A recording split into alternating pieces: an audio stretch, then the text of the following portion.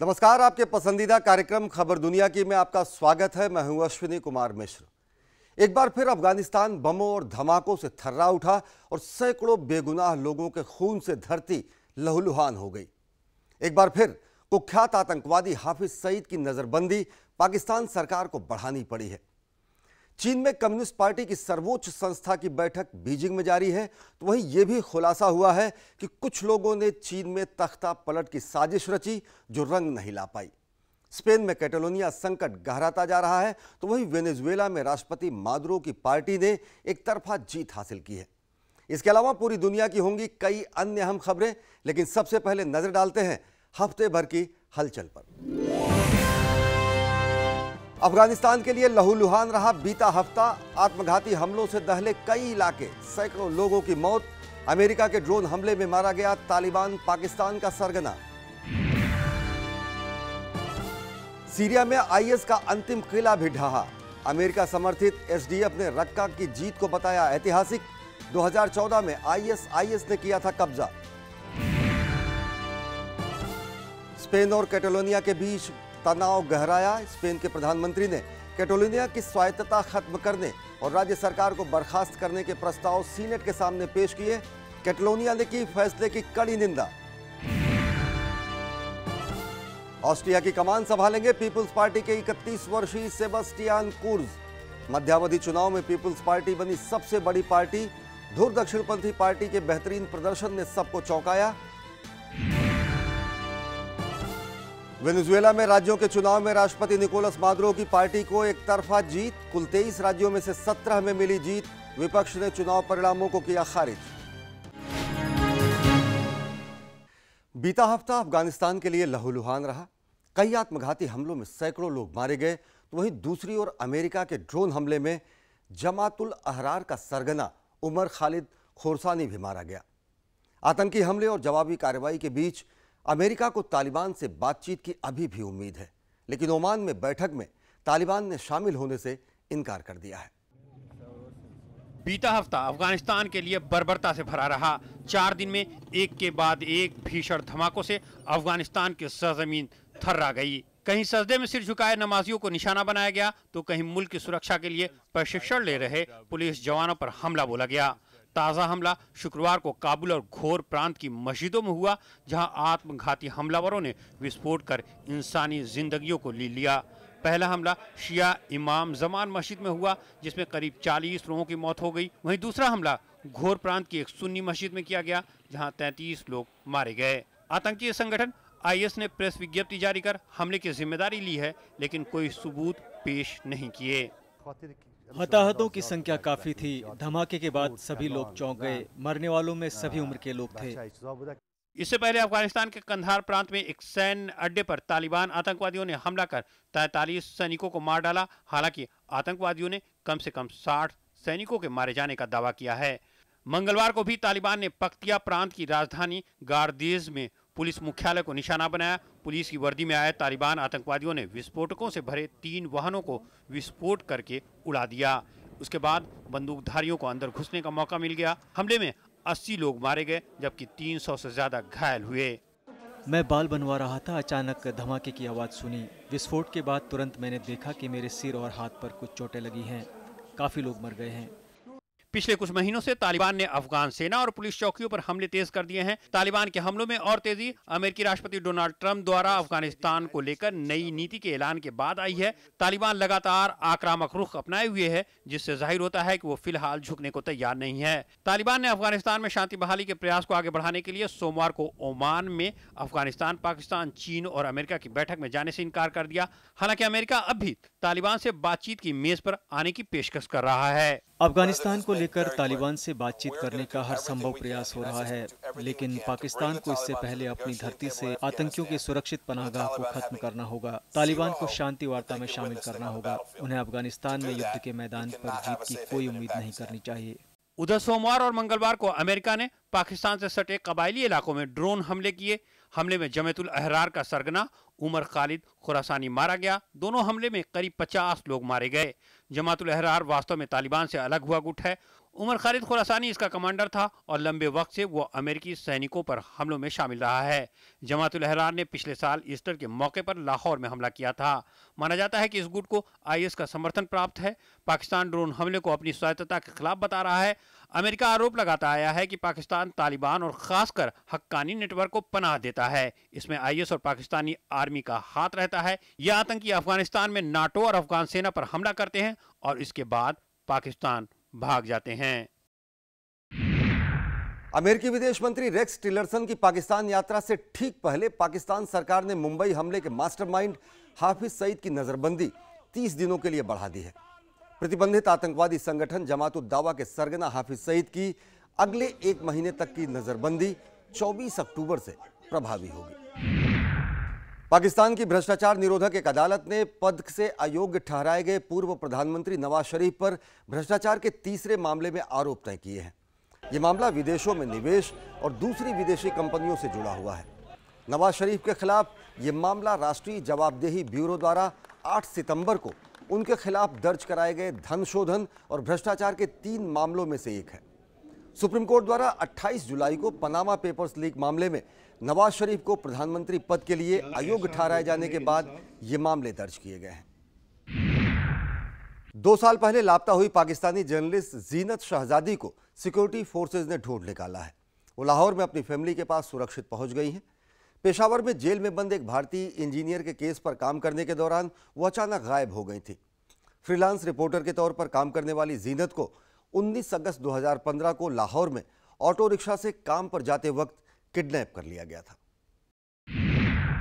Beijing स्थित great hall of the people पर दुनिया भर की निगाहें टिकी हैं, क्योंकि बुधवार से वहां पर चीन की 96 साल पुरानी कम्युनिस्ट पार्टी ऑफ चाइना यानी सीपीसी का 19वां अधिवेशन शुरू हो गया है।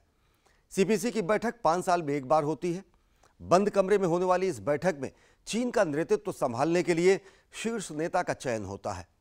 सीपीसी की इस बैठक में सबकी निगाहें राष्ट्रपति शी जिनपिंग की ओर होंगी और माना जा रहा है कि उन्हें दोबारा पार्टी का महासचिव चुन लिया जाएगा और वे साल 2022 तक देश की कमान संभाले रहेंगे।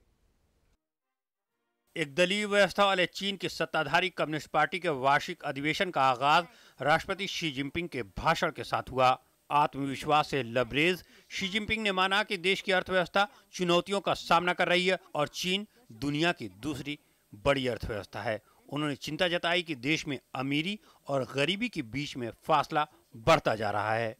एक सदी का लक्ष्य गरीबी हटाने पर निर्धारित होना चाहिए। आप धीरे धीरे आगे बढ़ते हुए अपने लक्ष्य को हासिल कर सकते हैं। आपको खुद को साबित करने के लिए रेखा पार करना होगा। पुरस्कृत करने और दंड को पूरा करने में सख्त और निष्पक्ष होना चाहिए।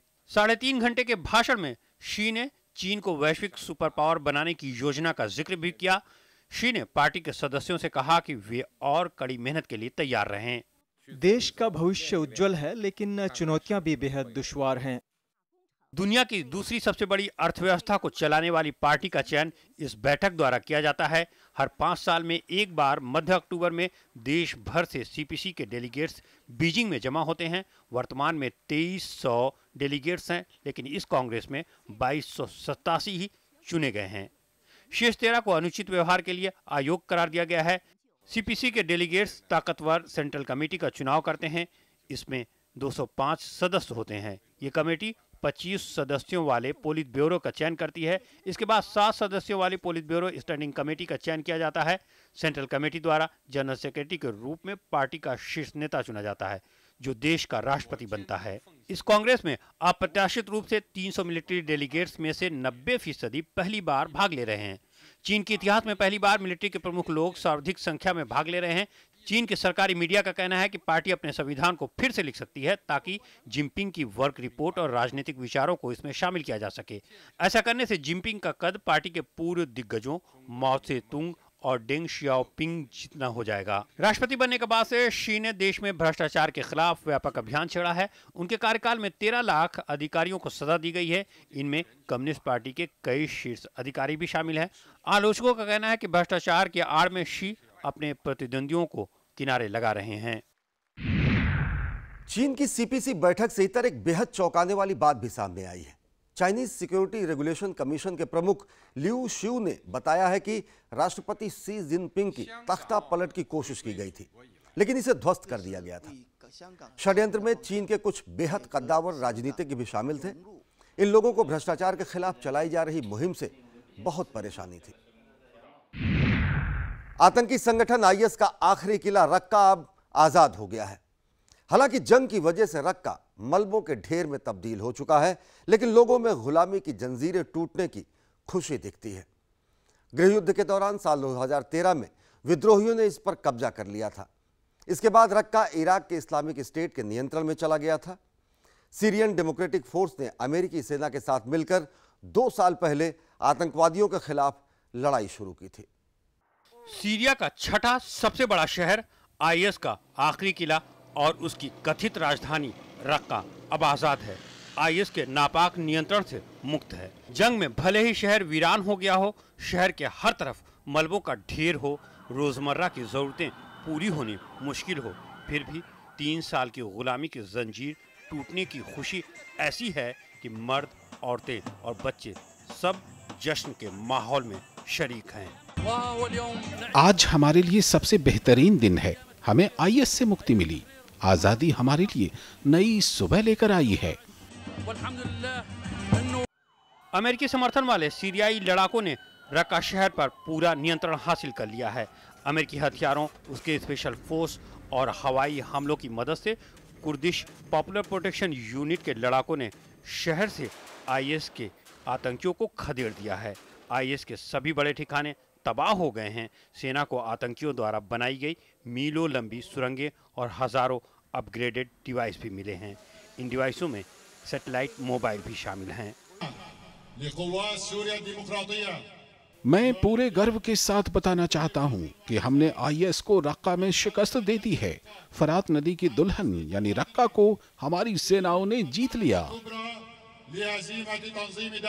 सीरियन डेमोक्रेटिक फोर्स की स्थापना विद्रोही संगठन कुर्दिश पॉपुलर प्रोटेक्शन यूनिट के लड़ाकों ने 2 साल पहले की थी। इसके साथ अरब लड़ाकों के कुछ गुट भी थे। पिछले साल नवंबर में रक्का पर कब्जे की लड़ाई शुरू हुई। मंगलवार को एसडीएफ ने रक्का के म्युनिसिपल स्टेडियम और नेशनल हॉस्पिटल पर कब्जा हासिल कर लिया। गृहयुद्ध के दौरान 2013 में विद्रोहियों ने रक्का पर कब्जा कर लिया था। इसके बाद रक्का इराक के इस्लामिक स्टेट के नियंत्रण में चला गया। 2014 में आईएस ने इसे अपनी राजधानी बना लिया।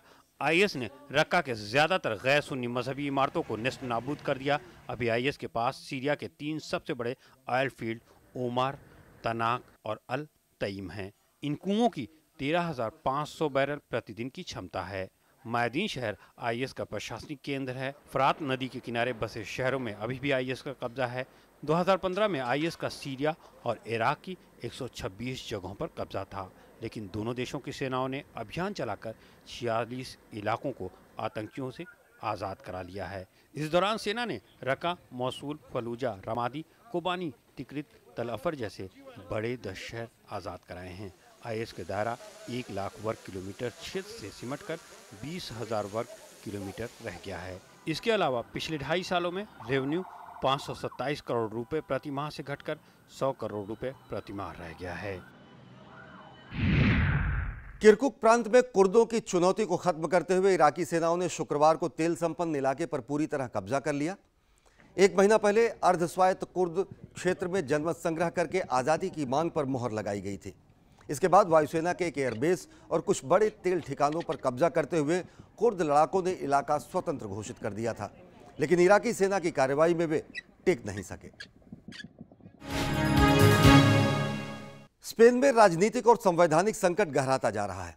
स्पेन से अलग होने को लेकर कैटलोनिया जनमत संग्रह को देश की संवैधानिक अदालत द्वारा अवैध करार दिए जाने के बाद सरकार ने ऐसे कई कदम उठाए हैं जिससे देश की अखंडता को बचाया जा सके। कैटलोनिया के शीर्ष नेताओं ने कहा है कि अगर स्पेन सरकार राज्य पर धारा 155 थोपेगी तो वे एक तरफा आज़ादी की घोषणा कर देंगे। कैटलोनिया जनमत संग्रह में यूं तो 43% लोगों ने हिस्सा लिया था, लेकिन उनमें से 90% लोगों ने स्पेन से अलग होने के पक्ष में मतदान किया था। इससे पहले कि कैटलोनिया को लेकर संवैधानिक संकट और गहराता, स्पेन सरकार ने इस उत्तरीय राज्य में धारा 155 लागू करने की घोषणा कर दी। कैबिनेट की आपात बैठक में स्पेन के प्रधानमंत्री मारियानो राखो ने कहा कि वो स्वायत्तता को खत्म नहीं कर रहे हैं, बल्कि उस सरकार को उखाड़ फेंक रहे हैं जिसने कानून से ऊपर उठकर काम किया है। रखा ने धारा 155 लागू करने के 4 उद्देश्य बताते हुए कहा कि इससे वैधता आएगी, स्थिति सामान्य होगी, आर्थिक सुधार संभव हो जाएगा और सामान्य राजनीतिक परिस्थितियों में चुनाव कराया जा सकेगा। कैबिनेट के फैसले को अगले हफ्ते सीनेट से मंजूरी मिलने के बाद कैटलोनिया सरकार की शक्तियां छिन जाएगी और मैड्रिड के संबंधित मंत्रालय अपने कार्य ग्रहण कर लेंगे। फिर 6 महीने के भीतर कैटलोनिया में किसी वक्त चुनाव कराए जा सकते हैं। यदि सीनेट ऐसा फैसला करता है तो कैटलन संसद की शक्तियों को सरकार के मुखिया को स्थानांतरित कर दिया जाएगा। सरकार के मुखिया को सीनेट के फैसले के बाद 6 महीने के अंदर चुनाव कराने का अधिकार होगा। अगर यूरोपियन परंपरा कैटलोनिया में खतरे में है तो पूरे यूरोप में भी खतरे में होंगे। डेमोक्रेटिक रूप से एक राष्ट्र का भविष्य तय करना एक अपराध नहीं है, यह उन मूल्यों के खिलाफ जाता है जो अपने विविधता की वजह से पूरे यूरोप के लोगों को एकजुट करते हैं। कराधान और खर्च भी मैड्रिड द्वारा नियंत्रित होने की उम्मीद है, लेकिन यह स्पष्ट नहीं है कि स्पेन की सरकार कैटलन राज की मीडिया में हस्तक्षेप करेगी या नहीं। स्पेन सरकार ने कैटलोनिया को स्वतंत्रता पर स्थिति स्पष्ट करने की जो समय सीमा तय की थी वो गुरुवार को खत्म हो गई। कैटलोनिया के राष्ट्रपति ने स्पेन के अल्टीमेटम पर हाँ या ना का जवाब देने के बजाय ये धमकी दे डाली थी कि अगर धारा 155 लागू की गई तो वो एक तरफा आज़ादी की घोषणा कर देंगे। स्पेन सरकार ने तो यहाँ तक कह दिया था कि अगर कार्ल्स पुigdemont ने स्वतंत्रता की घोषणा की तो उनके खिलाफ देशद्रोह का मुकदमा दर्ज किया जाएगा। इस मामले में 30 साल की अधिकतम सजा है। स्पेन सरकार के इस फैसले के खिलाफ बार्सिलोना में जबरदस्त प्रदर्शन हुआ। राखॉय का भाषण बिल्कुल आश्चर्यजनक था। हमारा हमेशा उपयोग किया गया है जिसे स्पेन लोकतंत्र समझता है। सड़कों पर बाहर जाना, संस्थानों की मांग और बचाव करना हमें आता है, जो कि पूरी तरह से अलोकतांत्रिक नहीं है। स्पेन से अलग होने के सरकार के कड़े विरोध के बावजूद कैटलोनिया में जनमत संग्रह हुआ था। जनमत संग्रह के दौरान काफी हिंसा भी हुई थी। जनमत संग्रह के बाद कैटलोनिया प्रशासन ने घोषणा कर बताया था कि जनमत संग्रह में भाग लेने वाले 90% लोग स्पेन से अलग होना चाहते हैं। हालांकि जनमत संग्रह में सिर्फ 43% लोगों ने हिस्सा लिया था। वहीं स्पेन का कहना है कि देश की संवैधानिक अदालत ने इस जनमत संग्रह को अवैध करार दिया है। ऑस्ट्रिया में हुए मध्यावधि चुनाव में किसी भी राजनीतिक दल को स्पष्ट बहुमत नहीं मिल पाया है, लेकिन पीपुल्स पार्टी सबसे बड़ी पार्टी बनकर उभरी है। 183 सदस्यों वाली संसद नेशनल काउंसिल में पीपुल्स पार्टी ने 62 सीटें हासिल की हैं, लेकिन सत्ता की चाबी 51 सीटों वाली दक्षिणपंथी फ्रीडम पार्टी के पास है। माना जा रहा है कि पीपुल्स पार्टी धुर दक्षिणपंथी और अप्रवासियों के खिलाफ सुर बुलंद करने वाली फ्रीडम पार्टी से गठबंधन कर सकती है। ऑस्ट्रिया की पीपुल्स पार्टी देश में हुए मध्यावधि चुनाव में सबसे बड़ी पार्टी बनकर उभरी है। 183 सदस्यों वाली संसद नेशनल काउंसिल में उसे 62 सीटें हासिल हुई हैं। अति दक्षिणपंथी फ्रीडम पार्टी बड़ी बढ़त बनाते हुए 51 सीटों के साथ तीसरे स्थान पर है। वर्षों से देश का सबसे बड़ा दल रहने वाली सोशल डेमोक्रेटिक पार्टी को चुनाव में भारी झटका लगा है। उसे सिर्फ 52 सीटों से ही संतोष करना पड़ रहा है। जाहिर है सबसे बड़े दल के रूप में पीपल्स पार्टी ने सरकार बनाने की पेशकश की है। कयास लगाया जा रहा है कि पीपल्स पार्टी धुर दक्षिणपंथी और अप्रवासियों के खिलाफ सुर बुलंद करने वाली फ्रीडम पार्टी के साथ गठबंधन कर सकती है। इस साल की शुरुआत में पीपल्स पार्टी सोशल डेमोक्रेटिक के साथ गठबंधन से अलग होकर अकेले चुनाव के मैदान में उतरी थी। हम राष्ट्रपति, जनता दोनों को जो संसद में पार्टियां उनसे बातचीत शुरू करने के बाद बता देंगे कि हम किसके साथ सरकार बना रहे हैं। पहले बात करने के लिए समय दीजिए, फिर गठबंधन की बात होगी। कंजर्वेटिव कही जाने वाली पीपल्स पार्टी का नेतृत्व 31 साल के युवा सेबेस्टियन कुर्ज कर रहे हैं। सबसे बड़ी पार्टी के नेता होने की वजह से वे देश के अगले चांसलर होंगे। दरअसल कुर्ज 2013 में उस समय चर्चा में आए जब वे मात्र 27 साल के थे और दुनिया के सबसे युवा विदेश मंत्री बने। अमेरिकी विदेश मंत्री जॉन कैरी और ईरान के जावेद जरीफ के साथ उनकी तस्वीरों ने खूब सुर्खियां बटोरी। उनका राजनीतिक सफर स्कूल में ही शुरू हो गया था जब वे ए लेवल की पढ़ाई कर रहे थे। उन्होंने कंजर्वेटिव ऑस्ट्रियन पीपल्स पार्टी के यूथ विंग की सदस्यता ली। वियना में विवादास्पद और ध्रुवीकरण वाले स्थानीय चुनाव के दौरान कुर्ज ने पार्टी को एक तबके में बेहद मजबूत बनाया। उनके इस योगदान को देखते हुए पार्टी ने उन्हें 2011 में स्टेट सेक्रेटरी बनाया। 4 साल पहले सोशल डेमोक्रेटिक पीपल्स पार्टी की गठबंधन सरकार बनने पर कुर्ज को विदेश मंत्री बनाया गया। इस तरह वे यूरोप के सबसे युवा कूटनीतिज्ञ बने। अगर फ्रीडम पार्टी के साथ सरकार बनाने में सफल होते हैं तो साल 2000 के बाद ये पहला मौका होगा जब धुर दक्षिणपंथी पार्टी सरकार में शामिल होगी। जर्मनी में सरकार गठन की कोशिशें तेज हो गई हैं। चांसलर एंगेला मर्केल की CDU-CAU संसद में सबसे बड़ी पार्टी है, लेकिन सरकार बनाने का जनादेश उसे नहीं हासिल हो पाया है। ऐसे में मर्केल को अन्य पार्टियों के समर्थन की दरकार है, लेकिन इससे भी ज्यादा मुश्किल है कि एक ऐसा साझा कार्यक्रम तैयार करना जिसपे सहयोगी दलों और समर्थन करने वाली नई पार्टियों को ऐतराज न हो। जर्मनी में चुनाव के 25 दिन बाद गठबंधन की संभावना तलाशने की बातचीत शुरू हुई। जर्मनी के चुनावी नतीजों से सरकार गठन को लेकर 2 संभावनाएं निकलकर सामने आती हैं। एक तो मौजूदा गठबंधन जारी रहे या फिर 2 अन्य छोटी पार्टियों के साथ CDU का गठबंधन बने। चांसलर एंगेला मर्केल की CDU-CAU संसद में सबसे बड़ी पार्टी है, इसलिए सर्वमान्य है कि सरकार बनाने का जनादेश उन्हें ही मिला है और उन्हें ही दूसरी पार्टियों को अपने साथ आने के लिए मनाना होगा।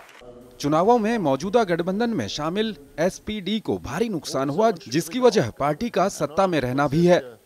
देश में आर्थिक विकास के बावजूद शरणार्थी मुद्दे पर बढ़ते असंतोष ने ऐसी स्थिति पैदा कर दी जिसमें दोनों ही बड़ी पार्टियों को नुकसान हुआ और देश का झुकाव उग्र दक्षिणपंथ की ओर हो गया है। SPD ने विपक्ष में जाने का फैसला कर लिया। सबसे मुश्किल होगी CDU-CSU के साथ ग्रीन और लिबरल पार्टी FDP को साथ लाने की। चांसलर एंगेला मर्केल के नेतृत्व में CDU मध्य मार्ग की ओर बढ़ी है, जबकि बवेरिया में सक्रिय उसकी सहयोगी पार्टी CSU चुनावों में भारी नुकसान के बाद अति दक्षिणपंथी रुख अपना रही है। शुरुआती बातचीत के बाद FDP के नेता क्रिस्टियान लिंडनर ने कहा है कि फिलहाल 85% मुद्दों पर मतभेद है। इन मतभेदों को पाटना आसान नहीं है, क्योंकि गठबंधन की हर पार्टी अपने मुद्दों को मनवाने के लिए जी जान का जोर लगाएगी। खासकर छोटी पार्टियां सरकार में जाना उनकी मजबूरी नहीं है। सरकार बनाने की जिम्मेदारी मर्केल की है और उनकी चुनौती मतभेदों को कम करने और अगले 4 साल के लिए साझा कार्यक्रम बनाने की है, जिसके आधार पर देश प्रगति कर सके और सरकार स्थिर नेतृत्व दे सके। यही वजह है कि यूरोप में गठबंधन तय करने में इतना समय लगता है, क्योंकि परस्पर विरोधी रुखों वाली पार्टियों को साथ लाने में कई बार महीनों लग जाते हैं। नीदरलैंड में 209 दिनों की बातचीत के बाद 4 पार्टियों का गठबंधन तय हो पाया था। दक्षिण जर्मनी के म्यूनिख शहर में एक व्यक्ति द्वारा चाकू से किए गए हमले में कई लोग जख्मी हो गए। पुलिस के मुताबिक हमलावर घटनास्थल से फरार होने में कामयाब रहा। अभी हमले के कारणों का पता नहीं चल पाया है। पनामा पेपर्स लीक मामले में माल्टा के साथ संबंधों का खुलासा करने वाली महिला पत्रकार की बम विस्फोट में मृत्यु हो गई है। डेफ्ने कारुआना ने लीक हुए पनामा पेपर्स के जरिए कर चोरी के लिए दूसरे देशों के पनाहगाहों से संबंधों का खुलासा किया था। महिला पत्रकार माल्टा के मुख्य द्वीप में स्थित मोस्टा में अपने घर से जैसे ही निकली, बम विस्फोट हुआ और उनकी कार के परखच्चे उड़ गए। अमेरिकी राष्ट्रपति डोनाल्ड ट्रंप के तीसरे ट्रैवल बैन आदेश पर डिस्ट्रिक्ट कोर्ट ने रोक लगा दी है। कोर्ट ने ये रोक बैन लागू होने के ठीक 1 दिन पहले लगाई है। हवाई स्टेट के डिस्ट्रिक्ट कोर्ट के जज डेरिक वॉटसन ने कहा है कि ट्रैवल बैन को न्याय संगत नहीं माना जा सकता। वेनेजुएला में राज्यों के चुनाव में राष्ट्रपति निकोलस मादुरो की पार्टी को एक तरफा जीत हासिल हुई है और कुल 23 राज्यों में से 17 राज्यों में इसे जीत हासिल हुई है। राष्ट्रीय चुनाव परिषद ने चुनाव परिणामों की आधिकारिक घोषणा कर दी है। घोषणा के मुताबिक विपक्षी डेमोक्रेटिक यूनियन राउंड टेबल यानी MUD के गठबंधन वाले विपक्ष को केवल 5 राज्यों में ही जीत हासिल हुई है। हालांकि MUD ने पहले ही चुनाव के नतीजे संदिग्ध होने की घोषणा कर दी थी। अमेरिकी लेखक जॉर्ज सैंडर्स ने अपने उपन्यास लिंकन इन द बॉर्डर के लिए ब्रिटेन का विख्यात मैन बुकर पुरस्कार जीत लिया है। ये पुरस्कार जीतने वाले वे दूसरे अमेरिकी लेखक बन गए हैं। लघु कथाओं के प्रसिद्ध जॉर्ज सैंडर्स को फिक्शन श्रेणी में यह पुरस्कार हासिल हुआ है। जॉर्ज सैंडर्स के इस उपन्यास में अब्राहम लिंकन के उस दर्द को बयां किया गया है जो उन्हें उनके युवा पुत्र के निधन पर हुआ था।